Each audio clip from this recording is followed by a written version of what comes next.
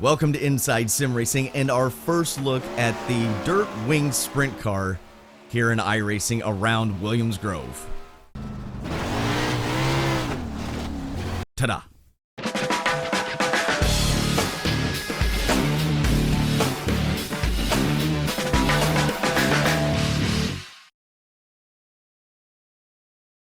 So here we are in the wing sprint car at Williams Grove. And Billy, this is your bread and butter. This is the car that you drove in the real world. So, take it away. How the hell do you drive this goofy-ass car? Well, the first thing is, like we did last night, after I had you run the truck around Eldora, then we ran the street stock at USA, and then we ran the late model at Volusia.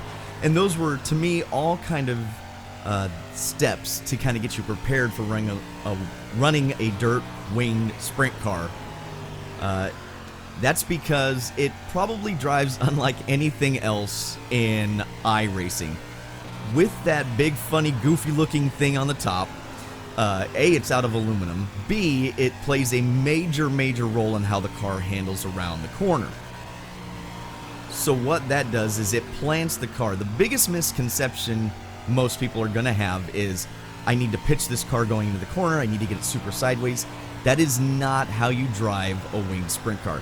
A winged sprint car is meant, that whole thing, that big old sail on the top, is meant to keep the car as straight as possible and provide at the same time downforce. So think of it, because you got why is one side panel up on the left side and one side panel is down on the right side. That is more surface area heading into the turn. So that plants the left side of the car going in. So what you're going to feel is, I started you with the 305.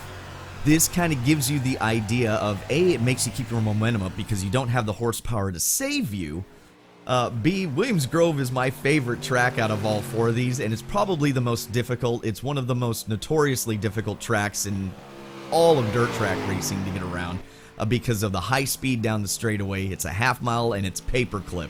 And turn 4 is pretty treacherous coming off of. So the 305 kind of gives you an idea of the line to take. And again, we're doing this at, to begin with at least, at a 0% state, which is the tacky or most grip that the track will have.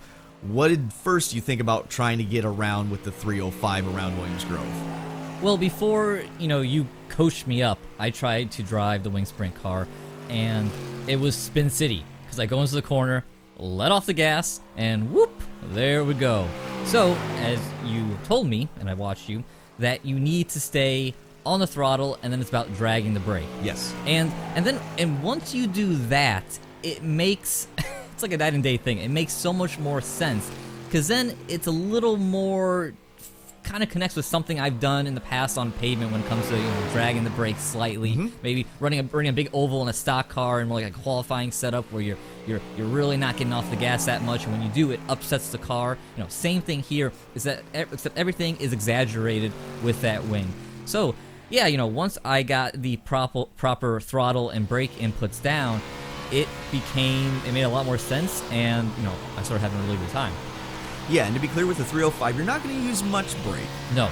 Because the thing is to try not to kill the momentum. So keep the car as straight as you can throughout the corner. Again, that wing will plant the left side of the car. And all that, the car is not meant to go slow. It's like a Formula 1 car. These things are not meant to drive and putt around the track. Because if you do that, the car's going to, it doesn't steer. It does all these weird things. And the worst thing you can do is lift going into the corner, because it doesn't keep what we call loading the suspension. Everything's not tight. We've got bird cages that wind forward and torque tube, and all this stuff is meant to, the way the shocks react, all this is meant to have the car react in a certain manner, and that is on the throttle. The idea with the car is for these things to be on the throttle as much as possible. So again, the grip level, until somebody gets used to it, can be deceiving, because I don't know how much I can push the car. You can push this car really hard. Just be nice and smooth with it going to the corner. Don't get all, hands are calm, not all over the place. So then I was mean, and then I put you, we jumped the 360, which the 360 will be a lot of fun too, but for purposes of this video, then I put you in the 410. Now, This is my love. I love the 410. You know, in real life, I mean, it was my favorite thing to do. I mean, you're talking about almost 1,000 horsepower, and the thing with the driver in it's like 1,375 pounds. So the power to weight ratio is it's like a drag car that's able to go around the turn. How did you feel when you first? Well, I made you do something to begin with. What did I make you do when you first got on the track? A wheelie. And now, every time I leave the pits, I do a damn wheelie. And practice sessions are going to be obnoxious with people coming out of the pits and just doing wheelies because it's just so much damn fun. And you could run a wheelie for a long time. Oh, yes. So, no, this car, you know, it kind of reminded me a bit of a jump when we went from the limited late model to super late model, where the same, you know, I guess you could say theory of driving it is still there. It's still stay on throttle, but now it's more dragging of the brake, and now it's a little bit of playing with the throttle coming off the corner. I shouldn't say a little bit, it's a fair amount of playing with the throttle coming off the corner, working your way to putting it down flat. Like you mentioned earlier, with Williams Grove and the long straightaways, this car coming off the corner and going down straight, man, it bucks. It always wants to buck to the right on you. And you gotta you gotta have that in your mind to give yourself a little bit of room from the outside wall, or you're gonna throw yourself into the wall. And I imagine racing around other cars is gonna be super challenging in this car because these guys just move around a lot. Yes, and that's what gets me excited. Like, you know, being in the 410 sprint car. I mean, I in a 410 I've only driven around short tracks. A 360 I've been on half miles, but the 410 I've only gotten to drive short tracks. So I've never had an experience on a half mile, but I've been on tracks that are a paper clip with a 410 like Tulare. And the biggest thing is they move down the straightaway. They're never really going directly straight. So you've got to be on top of the car, and then entering the corner, you want to drag the brake, and you're going to drag the brake quite a bit, all the way to almost the center of the turn. You may roll out of the throttle just a hair. Do not lift, though, because that upsets the car going in. So you're going to want to roll out of the throttle just a little bit as you're applying brake, and then you get to the center of the corner, again, tacky track, you can just lift off the brake, mat the throttle the rest of the way down. You know, you're probably going to be about 3/4 throttle at that point, and then just mat it, and that thing's just going to launch off the turn. Sprint cars are one gear, have no flywheel, so you bump start these things. These are minimalist to the max, and that's why the horsepower to weight ratio in a 410 sprint car is just one of the most amazing, most awesome things you could ever possibly drive in your life. And your corner entry speed is so much faster. So really understanding where that wing, I had somebody explain it to me when I was learning that. Kind of imagine where that left sideboard is on the top wing. Kind of imagine that, and like wherever you point that is where the car is going to go. So that's something to kind of keep in mind when you're getting this car around the track. Again, you do not want to get this car super sideways. It's meant to have a little angle to it, but primarily you want to keep the car as straight as you possibly can. That doesn't mean going through the corner and like being off the throttle and turning left and dump trucking. It means being on the throttle, having a slight crab to the car, and you should kind of just be floating between the center and 10 to 2 o'clock kind of on the wheel, somewhere in that neighborhood. And you're going to, with the 410, you're definitely going to be moving the wheel a little more than probably any other dirt car in iRacing. So it's kind of the elite, the Formula One. The super late model is kind of the same way. It's the elite on that end as well. Dirt sprint car is just a little more violent. It can really. Well, let me ask you: when you spun out, what would happen with the car on a tacky track when you kind of do a 360 and try to keep it going? The front end would usually go upwards. Yeah, the front end takes off and things spins around like a top, and you feel like it's gonna roll over. And yeah, no, it is something. It is a beast. But again, like the super late model, once you get your head wrapped around it, it's so rewarding to go out there and push. And what I love about these cars, Billy made the Formula One reference earlier, which is fantastic for a couple of reasons. First off, this car, when he's talking about how you got to push to go fast in a sprint car, it made me think of the Lotus 79. Those under tray downforce cars where to make downforce, you got to go fast. And this car, again, where you have to go fast for this thing to drive nicely. And then also, this car, as you make more laps, it picks up speed because you burn fuel. I wasn't ready for that. So then I'm out there hot lapping, and you can, really push yourself and do fast lap after faster lap, and that becomes really rewarding. Yes, the fuel load is a big deal in the sprint car.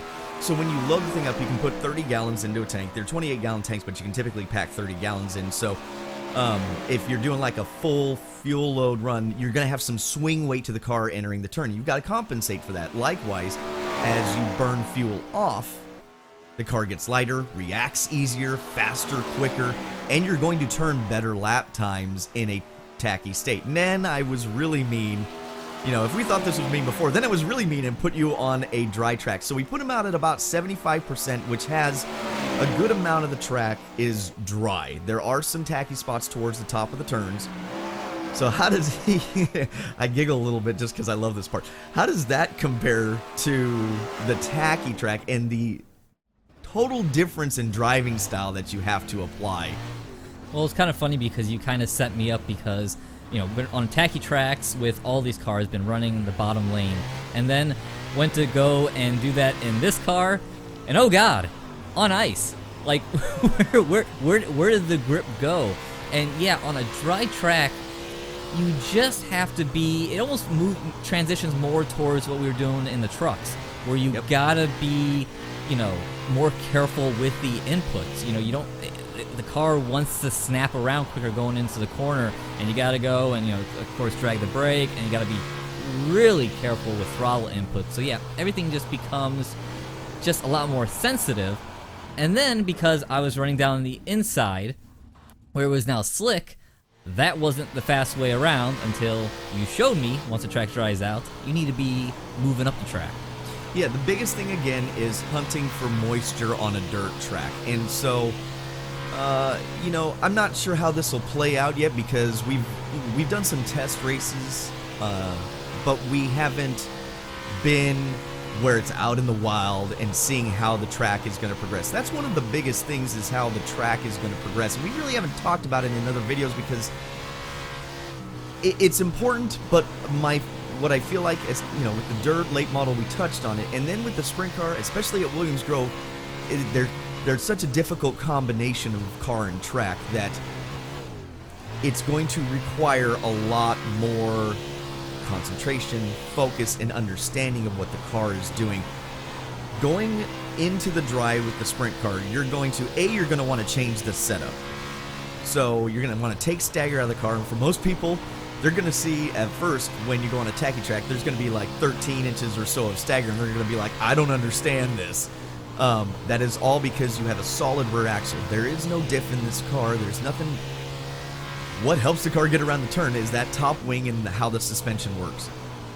So, now that we're going to a dry track, we've taken out stagger because we don't need the car to rotate as much. The rotation is going to be more, like you said, like the truck or the street stock, where your throttle input plays more in the attitude of the car center off.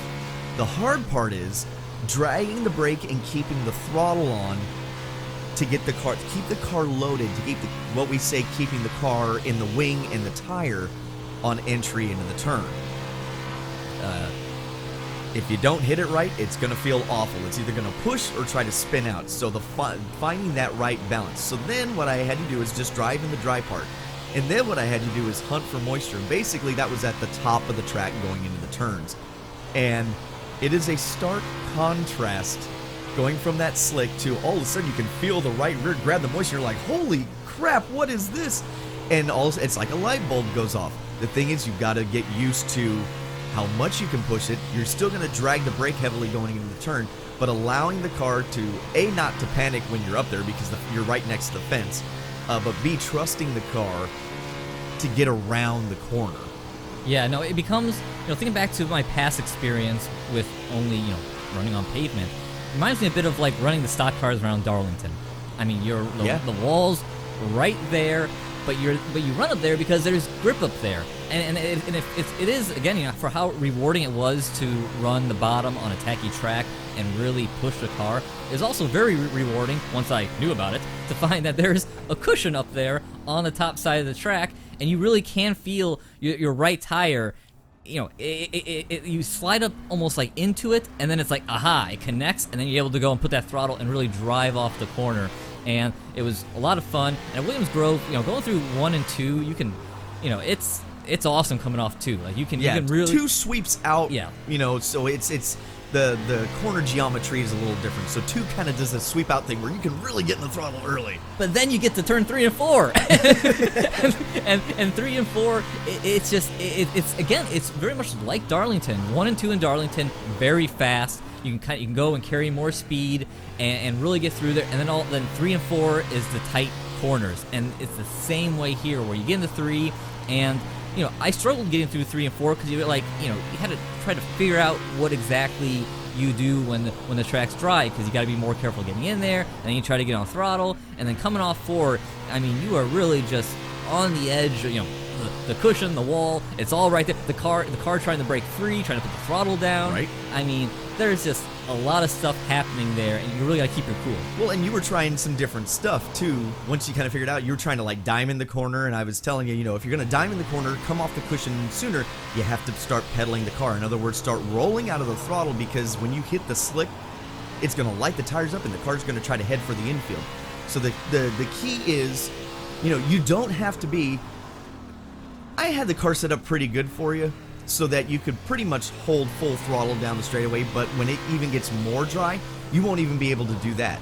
In a 410, you're going to kind of play with the throttle. You're going to slowly roll, and then maybe towards the end of the straightaway, you might hit full throttle before you're rolling back out going into the turn. So understanding that when you come across onto the slick part, rolling out of the throttle is a big deal too, to keep the tire speed versus grip level consistent, so that it's not just doing all these weird things. And like I said, the worst thing you can possibly do is just full-blown lift going into the turn. We only do that in the sprint car to really change correction. Like, I've been in situations where people are crashing in front of me going into the turn, and you've just got to pitch the thing hard left, totally sideways, so you can miss them.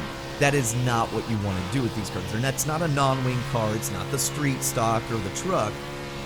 You want to keep it as straight as you possibly can. And I think your progression from the truck to now with the 410 sprint car in the dry was really good. I mean, you did a really good job of taking those steps and learning and understanding how to do it. And if this is your first time doing the dirt content, I would probably not recommend jumping in the 410 sprint car. You can, to see how kind of brutal it is, but really taking those steps if you're not familiar with how to drive a dirt car. The temptation is going to be there, though. I know people are going to be like, I want to drive the fastest thing there is. And it's, there's going to be people that adapt quickly, but I think most people are going to need some of those steps in between to kind of come to grips with how to get that sprint car, the 410 sprint car around Williams Grove, especially in the dry. Yes, it's going to take some time, and like you said, it's going to also be fascinating to see how the track reacts out in the wild, because that's just something that it's kind of hard to figure out right now, but boy, yeah, the sprint car races are just going to be, they're going to be wild. Oh yeah. Oh yeah. That's how they are in the real world. I mean, if you want to watch something ridiculous, I think there's a video from Aaron Ott, which I know he helped with the, I think they scanned his car for this and helped with some of the testing. He did a testing video where they're parked at turn 1, and watching him carry speed down the straightaway and then watching him enter into turn 1 just on the throttle is just unreal. I mean, it still gives me goosebumps just thinking about it. It's unreal. And you'll see these guys carrying the right front down the straightaway, and it's just because of how unique this track is and how the suspension and the arrows all working. There's such fascinating and simplistic cars at the same time. It's raw, brute power. The tires are incredibly soft. They're just I could wax on about these cars for days because I love it. There's nothing like it on the planet, and I'm glad that iRacing's taking the chance and putting this stuff in their service so that people can kind of get an idea what these cars are like. So I'm really excited, and I'm really looking forward to people getting a chance in driving this type of car. Yes, as you know, a bit of a final thought here on this first look of the dirt content in iRacing. Once I learned how to drive these cars, simply blown away by just how it's just neat. It's so neat. It's cool, and it's so much fun once you figure it out. And to be really fun seeing how the cars and the tracks and everything transitions as we start to get into some official races this season. I agree. It's gonna be a handful. It's gonna be a steep learning curve. I hope people have patience with it. We'll just have to see how this pans out, and we're going to actually do a formal review on this a little later after we get some experience out in the wild and see how the cautions work and how the track progression works. Because we're really only working with what we've kind of learned in testing and then our own little testing we've done here. So hopefully everybody looks forward to that. I know we'll have lots to talk about in the next coming week or so. Yes, be prepared for only dirt content for Billy for the next 6 months. So, with that said, we're going to wrap up this first look of the winged dirt sprint car at Williams Grove. So, for Billy Strange, I'm John Sable. Thanks for watching Inside Sim Racing. See you guys next time.